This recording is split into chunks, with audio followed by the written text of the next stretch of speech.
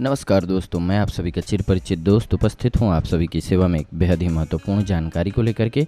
जी हां, चक्कर आना दूर करेंगे यह सरल घरेलू उपाय। आइए जानते हैं इसी के बारे में। सबसे पहले कारणों को जानते हैं। दिमाग में खून पर्याप्त मात्रा में न पहुंचने पर चक्कर आते हैं। इसके अलावा रक्तचाप का ज़्यादा या कम होने पर, वजन होने पर भी चक्कर आता है। पुरानी कब्ज, गर्मी, खून की कमी, धूप में घूमना, अधिक संभोग करना, अधिक हस्तमैथुन करना, स्त्रियों में मासिक धर्म की खराबी और अधिक थकावट इत्यादि कारणों से भी चक्कर आते हैं। आइए जानते हैं चक्कर आना दूर करने के सरल घरेलू उपायों के बारे में।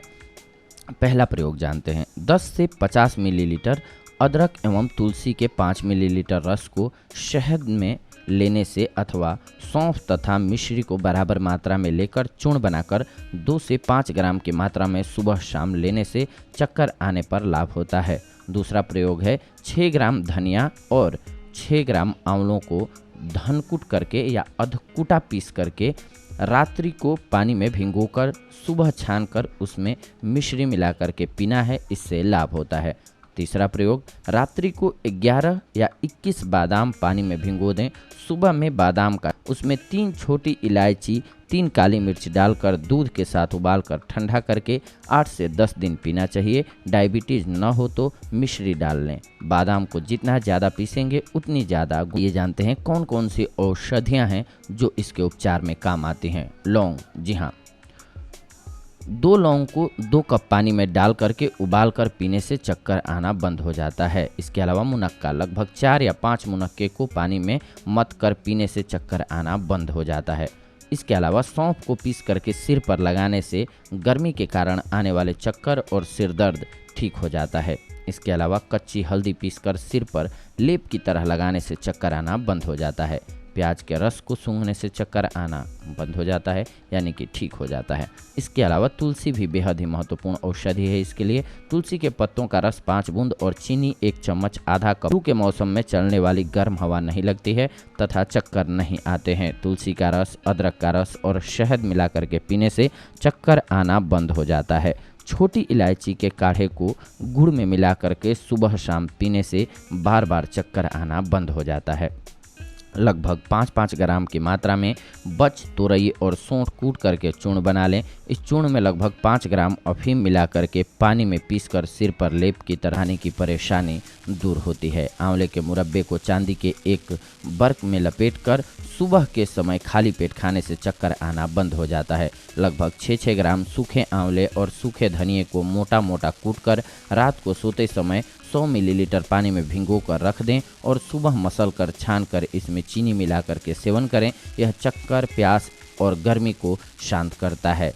लगभग 25 ग्राम बिना बीज की इमली को 125 मिलीलीटर पानी में 1 घंटे तक भिगोने के बाद मसलकर इसमें खांड मिलाकर के सुबह शाम पीने से चक्कर आना बंद हो जाता है। हरड़ के एक मुरब्बा में लगभग 3 ग्राम धनिया और लगभग 1 ग्राम छोटी इलायची पीसकर मिलाकर सुबह शाम खाने से चक्कर आना बंद हो जाता है। मेहंदी के 3 ग्राम बीजों को शहद के साथ चाटने से लाभ होता है और इसके फूलों का काढ़ा बना करके पीने से भी लाभ मिलता है। इस औषधि का सेवन करने के तुरंत बाद ही गेहूं की रोटी, खांड और घी मिला करके खाने से सिर का चकराने का रोग समाप्त हो जाता है।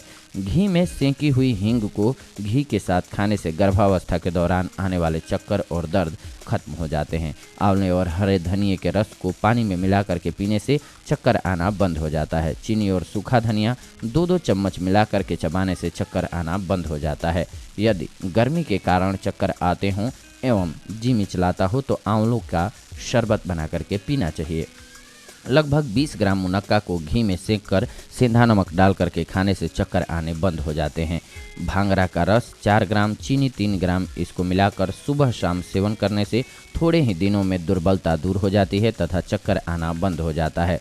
समुद्र यात्रा के दौरान होने वाली उल्टियों और चक्करों से बचने के लिए जहाज में सवार होने के लगभग 1 घंटे पहले तेज कॉफ़ी पीना चाहिए तथा बोतल में काफ़ी भर करके अपने साथ रखना चाहिए, ताकि या से समुद्री यात्रा के दौरान आने वाले चक्कर बंद हो जाते हैं। 1 कप गर्म पानी में लगभग 2 चम्मच नींबू का रस मिला करके पीने से चक्कर आना बंद हो जाता है। काली मिर्च चबाने से जी नहीं मिचलाता है और चक्कर नहीं आता है। काली मिर्च का चूर्ण चीनी और घी में मिला करके सेवन करने से सिर का चकराना और भ्रम इत्यादि रोग दूर हो जाते हैं। चक्कर आने पर घरेलू उपचार करना चाहिए। तुलसी के 20 पत्ते पीस करके शहद मिला करके चाटने से चक्कर आने की समस्या। इसके अलावा 10 ग्राम गेहूँ, 5 ग्राम पोस्त दाना, 7 नग बादाम, 7 नग कद्दू के बीज लेकर के थोड़े से पानी के साथ पीसकर इनका पेस्ट बना लें। अब कढ़ाई में थोड़ा सा गाय का घी गर्म लौंग डाल करके और पीस दें। अब बनाया हुआ पेस्ट इसमें डालकर 1 मिनट आंच दें। इस मिश्रण को 1 गिलास दूध में घोलकर पिएं। चक्कर आने में असरदार स्वादिष्ट नुस्खा है ये। दार चीज़ों से परहेज करना आवश्यक है। इनके उपयोग से चक्कर आने की तकलीफ में इजाफा होता है। कभी कभी नमक की मात्रा शरीर में कम होने पर भी चक्कर आने लगते हैं। आलू की नमकीन चिप्स खाने से लाभ होता है, देखा गया है ऐसा। जब चक्कर आने का हमला हुआ हो, बर्फ़ के समान ठंडा पानी 3 गिलास पीने से भी तुरंत राहत मिलती है।